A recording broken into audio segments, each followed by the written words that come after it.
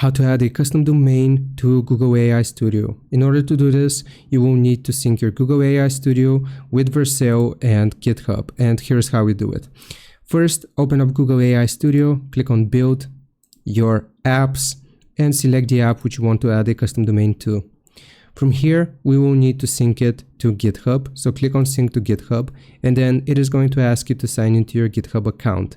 I've already done this, so you can see the sync here.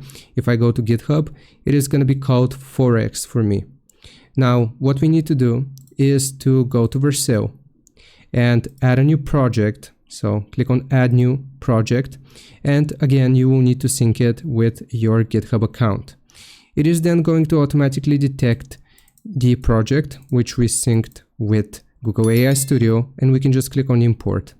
Once you click on Import, you will then select Deploy, and this is going to begin deploying the project. So it might take a few minutes for it to complete, depending on how big the project is, and I'm just going to come back once this is done. Okay, once it has been deployed, it is going to show you this congratulations screen, and at the bottom you will see Add Domain, add a custom domain to your project.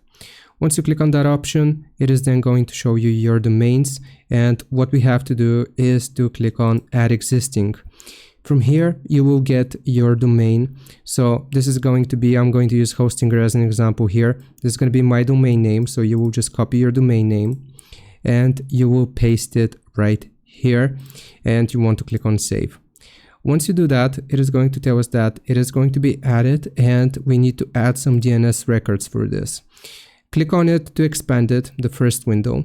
Then go to your DNS or domain provider, click on DNS, scroll down, and the first one that we need to add is going to be a type A at, and this is going to be the value. So copy it, A at, and paste the value, and click on Add Record. And we will need to do one more right here. We will just expand the second window, CNAME www, and this is going to be the value. So we need to add another record, CNAME www, and this is going to be the value, and you want to click on Add Record. Once you do that, then you can come back, refresh. It might take a little bit of time here to detect it, and that is how you do it.